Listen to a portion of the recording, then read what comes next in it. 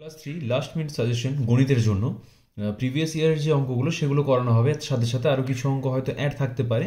দেখা যায় কত দূর করা যায়, কিন্তু মোটামুটি এই অঙ্কগুলোর মধ্যে অঙ্ক কমন আসবেই আসবে। ঠিক আছে, এখানে 21 নম্বর দেওয়া আছে, আমরা 21 নম্বর দিলাম।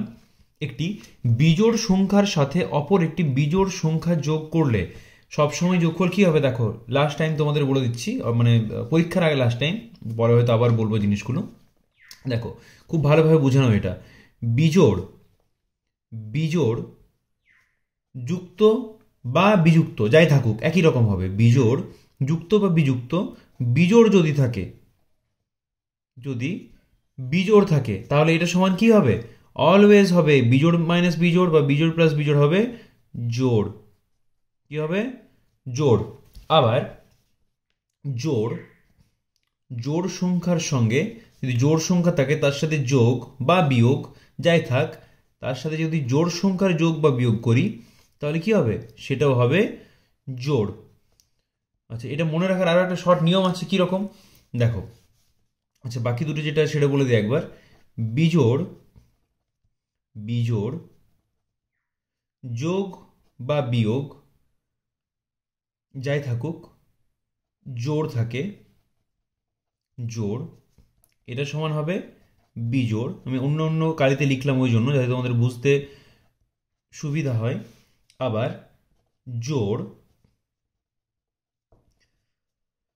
যোগ বা বিয়োগ বিজোড় এরকম যদি থাকে সেটা সমান হবে বিজোড়।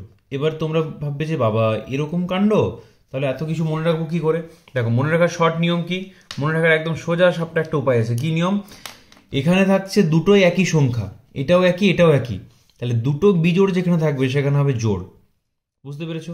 আবার দুটো জোড় থাকলে তো জোড় হবেই, এটাও বোঝা গেছে। মানে দুটো একই সংখ্যা যদি থাকে, মানে দুটোই বিজোড় বা দুটোই জোড়, তাহলে অলওয়েজ হবে আমাদের জোড় সংখ্যা। ক্লিয়ার? দেখো, এখানে বিজোড় এখানে জোড়, আবার এখানে জোড় এখানে বিজোড়, কি হয়েছে? দুটোই বিজোড় হয়ে গেছে। মানে আলাদা আলাদা হলে হবে বিজোড়, আর একই একই হলে হবে জোড়। ঠিক আছে, আই থিঙ্ক বুঝে গেছো তোমরা। 22 নম্বর। 22 নম্বর কি বলছে? 3 অঙ্কের ক্ষুদ্রতম সংখ্যা ও 2 অঙ্কের বৃহত্তম সংখ্যার যোগফল হবে। দেখো, 3 অঙ্কের বৃহত্তম সংখ্যা কি? 3 অঙ্কের 3 অঙ্কের ক্ষুদ্রতম সংখ্যা বলেছে। 3 অঙ্কের ক্ষুদ্রতম সংখ্যা কি? 3 অঙ্কের ক্ষুদ্রতম সংখ্যা মানে হচ্ছে 3 একের পরে দুটো শূন্য। ও 2 অঙ্কের বৃহত্তম সংখ্যা, 2 অঙ্কের বৃহত্তম সংখ্যা মানে এটা সমান কি আছে? এটা সমান হবে 199। ঠিক আছে। ও, একের তো আমি উত্তরটা বললাম না। বলো তো একের উত্তর কোনটা হচ্ছে? ক খ গ ঘ কোনটা হচ্ছে একের উত্তর? কমেন্ট করে জানিও। ঠিক আছে। আচ্ছা, আমি তোমাদের কনসেপ্ট বুঝিয়ে দিয়েছি, উত্তর তোমরা নিজেও করতে পারবে। এবার দেখো একটা চেষ্টা করে কোনটা উত্তর হচ্ছে কমেন্ট করে জানাও। আচ্ছা, ড্যাশ ভাজিত 10 সমান 0 হলে ফাঁকা ঘরে কি বসবে? ফাঁকা ঘরে কি বসবে? আচ্ছা দেখো, ড্যাশ ভাজিত 10 সমান 0, এটা তোমাদের কি বুঝিয়েছিলাম? এখানে বলেছিলাম যে মাঝে যদি সমান থাকে, ঠিক আছে, মাঝে যদি সমান থাকে তাহলে কি হবে? এখানে যোগ থাকলে যদি এদিকে নিয়ে যাওয়া হয় তাহলে হবে বিয়োগ, এখানে যদি বিয়োগ থাকে যদি এদিকে নিয়ে যাওয়া হয় তাহলে হবে যোগ। আবার ভাগ থাকলে হবে গুণ, আর গুণ থাকলে হবে ভাগ। সেটা এদিক থেকেও এদিকে আসতে পারে, আবার এদিক থেকেও এদিকে যেতে পারে। ঠিক আছে, প্রত্যেকটা সংখ্যা। তাহলে এখানে আমরা কি করব? এখানে আমরা করব, কি চিহ্ন আছে আমাদের এখানে আছে ভাগ চিহ্ন। ঠিক আছে, ভাগ চিহ্ন থাকলে আমাদের কি করতে হবে? ভাগ চিহ্ন থাকলে আমাদেরকে এদিকে নিয়ে যখন আসবো তখন সেটা গুণ করতে হবে। তাহলে লিখি যে শূন্যস্থান সমান 0 গুণিত 10, তাই না? ভাজিত 10 আছে, তাহলে এদিকে নিয়ে গেলাম, কি করতে হবে? 0 গুণিত 10 করতে হবে। তাহলে বা শূন্যস্থান সমান কত হচ্ছে? 10কে 0 দিয়ে গুণ করলে কত হয়? 0। তাহলে আমাদের অ্যান্সার কত হচ্ছে? 0 হয়ে যাচ্ছে। আচ্ছা, হ্যাঁ 23 হয়ে গেছে। 24 নম্বর কি বলছে দেখো। 24 নম্বরে বলছে 100, 300, 500, 700 এই সারণীর ফাঁকা ঘরের সংখ্যাটি হবে। আচ্ছা দেখো, এগুলোতে আমি তোমাদের কি বলেছিলাম? যে লিঙ্ক খুঁজতে বলেছিলাম। কীরকম? সেই ব্যাংকের লিঙ্ক নয়, যেটা তোমাদের গেলেই ব্যাংকে দেখবে অনেকেই বলে যে লিঙ্ক নেই, টাকা উঠবে না, টাকা জমা হবে না, সেই লিঙ্ক নয়। লিঙ্ক হচ্ছে এই দুটোর মধ্যে মিল খুঁজতে হবে, ঠিক আছে? এই যে সংখ্যাগুলো আছে তাদের মধ্যে মিল খুঁজতে হবে। তাহলে এখানে কি মিল হতে পারে? এবার চলো চেষ্টা করে দেখি আমরা সবাই মিল পাই কিনা। দেখো 100 থেকে 300, 100 থেকে 300 মানে কত ডিফারেন্স হচ্ছে? এখান থেকে 100 থেকে 300 ঘরে যদি ডিফারেন্স হয়, এখানে ডিফারেন্স হচ্ছে আমাদের 200। তাহলে এখানে 200 যোগ করা আছে। আবার 300-র সাথে 200 যোগ করলে কি 500 পাবো? হ্যাঁ পাচ্ছি। তাহলে 500-র সাথে 200 যোগ করলে কি 700 পাবো? একদম পাচ্ছি। তাহলে 700-র সাথে কত যোগ করবো? আমরা 200 যোগ করে দেবো। এটা যোগ করলে আমরা কত পাচ্ছি? 900। ঠিক আছে, আমাদের অ্যান্সার হচ্ছে 900। 25 নাম্বার কি বলছে অঙ্ক দেখি। 25 নাম্বারে বলছে একটি 100 টাকার নোট খুচরো করলে পাওয়া যেতে পারে। আচ্ছা, হ্যাঁ এখন তো খুচরোর প্রচণ্ড অভাব, এখন তো খুচরো সচরাচর পাওয়া যাচ্ছে না। দেখা যাক, ভালো অঙ্ক দিয়েছে এটা। একটি 100 টাকার নোট খুচরো করলে পাওয়া যেতে পারে। একটি 50 টাকা, দুটি 20 টাকার নোট। একটি 50 টাকা যুক্ত দুটি 20 টাকা, তাহলে কি হচ্ছে 50 যুক্ত 40, এটা সমান কত হচ্ছে? 90। তাহলে এটা হচ্ছে না। ঠিক আছে, তারপরে কি বলেছে দেখি। তারপর বলছে একটি 50 টাকা, একটি 50 টাকা, আচ্ছা একটি 50 টাকা, একটা 20 টাকা, একটা 20 টাকা, আর একটি দুটি 5 টাকার নোট যুক্ত 2 গুণিত 5।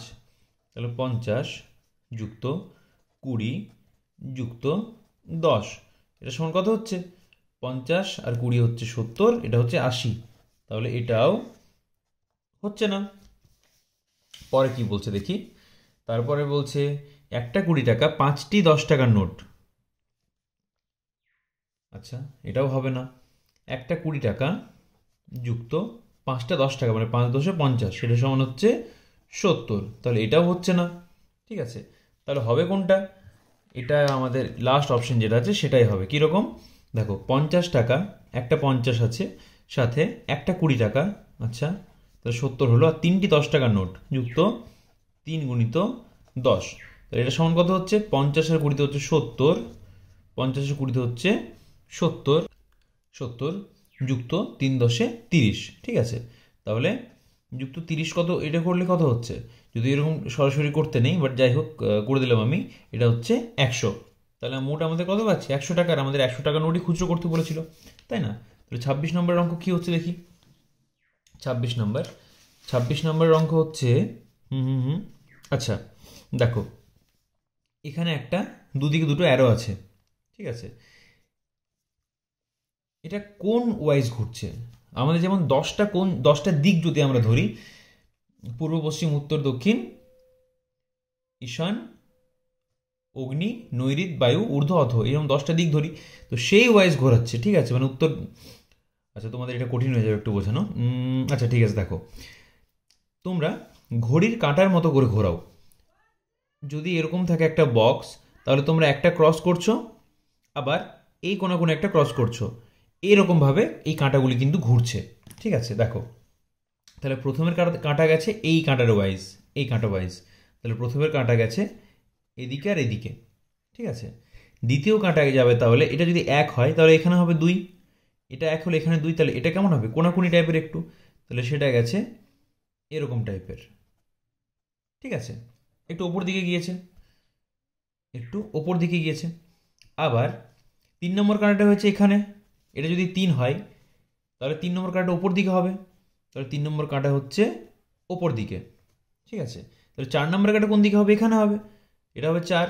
এ বাবা, ইংলিশ বাংলা সব মিক্স হয়ে যাচ্ছে।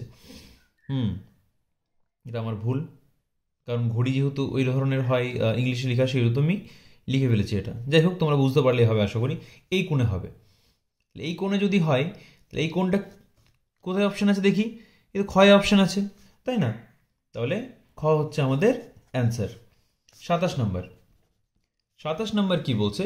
কোন সংখ্যাটি 3 দ্বারা বিভাজ্য নয়? কোন সংখ্যাটি 3 দ্বারা বিভাজ্য নয়? ঠিক আছে, কি হবে এটা দেখো। কোন সংখ্যাটি 3 দ্বারা বিভাজ্য নয়? আচ্ছা, তাহলে বিভাজ্যতা শর্তগুলো কি কি ছিল? 2, 3, আর কি করেছিলাম তোমাদের? 3 আর 9 কিন্তু একই হবে, 5 আর 10। ঠিক আছে, এই 4টি বিভাজিত শর্ত তোমাদের কিন্তু 100% মনে রাখতে হবে, একটুও ভুল করলে চলবে না। তার মধ্যে 2, 5 আর 10 তো সব থেকে সোজা। কীরকম? 2-এর এককের ঘরে সবার কিন্তু এককের ঘর দেখতে হবে, এটা বাদে। 5-এও এককের ঘর দেখতে হবে, 10-এও এককের ঘর দেখতে হবে আমাদের। কীরকম? না, এককের ঘরে কি আছে দেখি। এককের ঘরে যদি থাকে 0, 2, 4, 6, 8 এই সংখ্যাগুলো যদি থাকে, তাহলে 2 দিয়ে সেই সংখ্যাটিকে ভাগ করা যাবে। এককের ঘরে কি থাকবে? 0 আর 5। এখানে এককের ঘর কি থাকবে? শুধু 0। যদি এককের ঘরে 5 বা 0 থাকে তাহলে সেটি 5 দ্বারা বিভাজ্য, যদি 0 থাকে তাহলে সেটি 10 দ্বারা বিভাজ্য। ঠিক আছে, আবার 3 আর 9 কি? এটা হচ্ছে প্রতিটি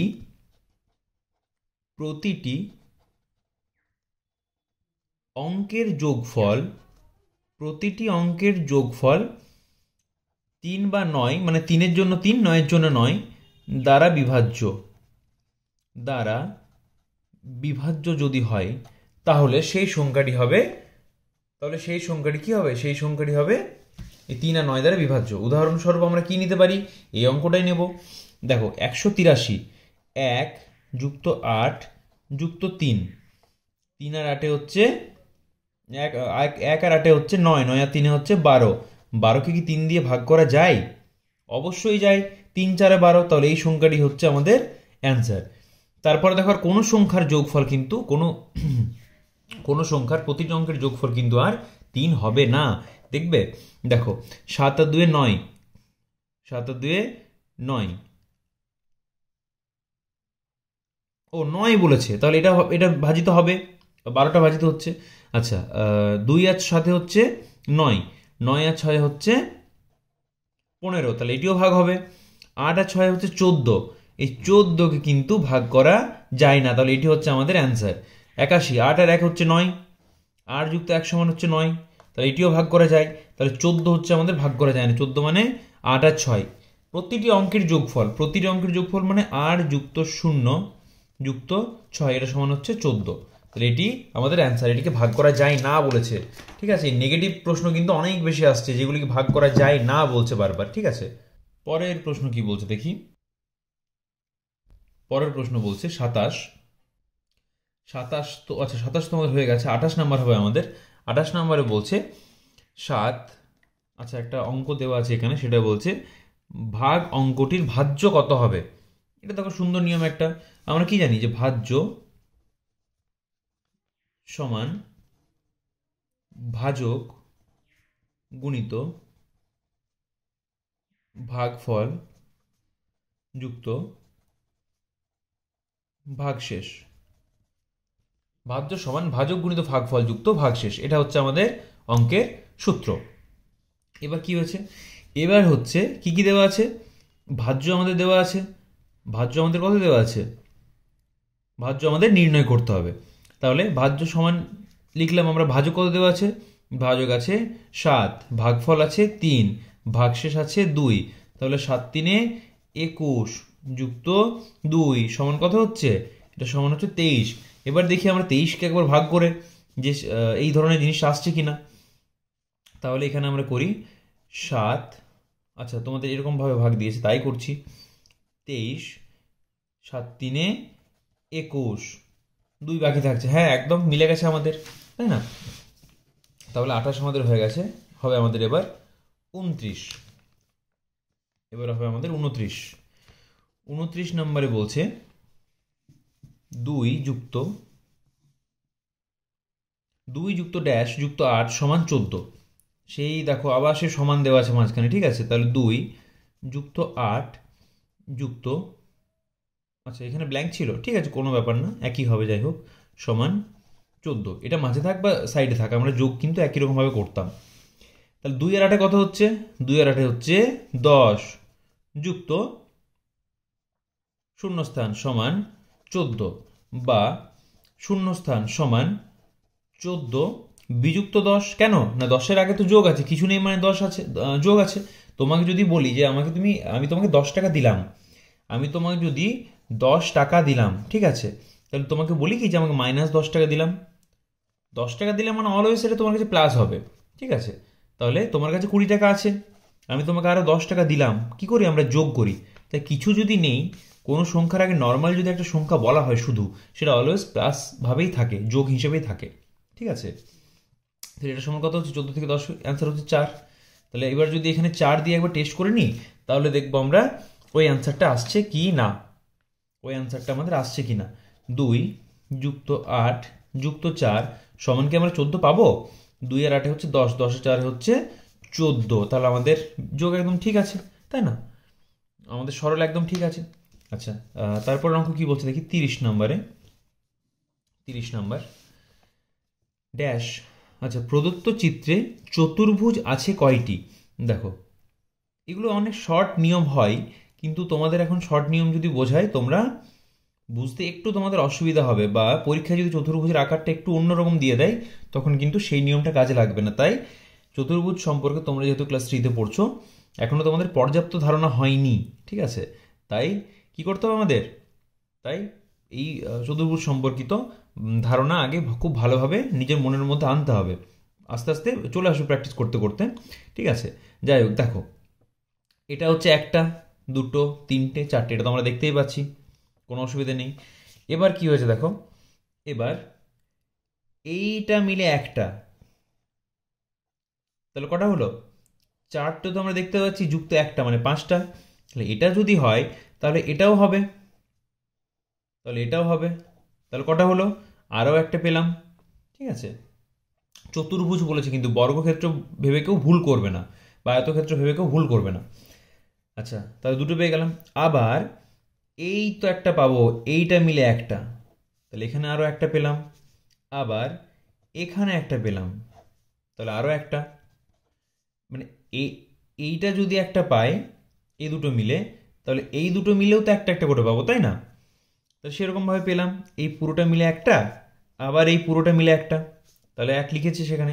আর এই সম্পূর্ণ যেটা আছে পুরো বড় মতো একটা, সেটা মিলে একটা, তাহলে সেখানে 1 লিখলাম। তাহলে 4, 1, 2, 3, 4, 5, তাহলে 4 আর 5 হচ্ছে 9টি চতুর্ভুজ আছে। কোথায় আছে অপশন? এই তো 9টি আছে অপশন, ঠিক আছে। বেশিরভাগ ক্ষেত্রে দেখেছি যে আমাদের শেষে যে অপশনটি থাকে সেটি কিন্তু উত্তর হয়, ঠিক আছে। আচ্ছা, তো আজকে আমাদের এই অবধি অঙ্ক ছিল, এবার তো অন্য সেট শুরু হয়ে যাচ্ছে। তো যাই হোক, আরও একটা ভিডিও দেবো ক্লাস 3 এর জন্য, সেটা আসবে আজকে রাতে বা কালকের সকালে। তো সেইটাই আজ মানে ক্লাস 3 এর জন্য শেষ ভিডিও হবে আমাদের সাজেশনের। তো সেটা তোমরা দেখে নিও, কালকে আমি আপলোড করে দেবো। এই অঙ্কগুলি করে নিও, খুব ইম্পর্টেন্ট এই অঙ্কগুলি, প্রত্যেকটি অঙ্ক খুব ইম্পর্টেন্ট। আর একই রকমভাবে ক্লাস 4 এবং 5-এরও আপলোড করে দেবো। এই ভিডিওটি আমি আপলোড করতাম না, এটা কমেন্ট করেছিল একজন যে এই ভিডিওগুলো আপলোড করে দিন, একজন না 3জন, সরি। তো সেই 3জনের জন্যই এই ভিডিওটি স্পেশালি আমার বানানো, মানে তোমাদের সবার জন্য বানানো, কিন্তু সেই 3জন বলেছিল বলেই হয়তো আমি এই ভিডিওটি বানাচ্ছিলাম। আমি সেটের বাইরে অঙ্ক আগের বছরও করাইনি, তার আগের বছরও করাইনি, ঠিক আছে। যাই হোক, থ্যাংক ইউ তোমাদের সবাইকে, যে 3জন কমেন্ট করেছিলেন, ঠিক আছে। তোমাদেরকে অনেক অনেক মানে থ্যাংক ইউ এই জিনিসটি বলার জন্য। তোমাদের প্রয়োজনীয় যে কোনো বিষয়, তোমাদের যা যা প্রয়োজন, ঠিক আছে, তোমাদের যা যা প্রয়োজনীয় জিনিস বা প্রয়োজনীয় অঙ্ক বা কিছু থাকে, তোমরা অবশ্যই কমেন্ট করে জানাবে। আমি এই একই রকমভাবে চেষ্টা করব তোমাদের এই বিষয়গুলিকে করে দেওয়ার মতো, ঠিক আছে। চলো, টাটা। এটা ছবিটা হলো না কেন? আচ্ছা, ঠিক আছে, কোই বাত নেই।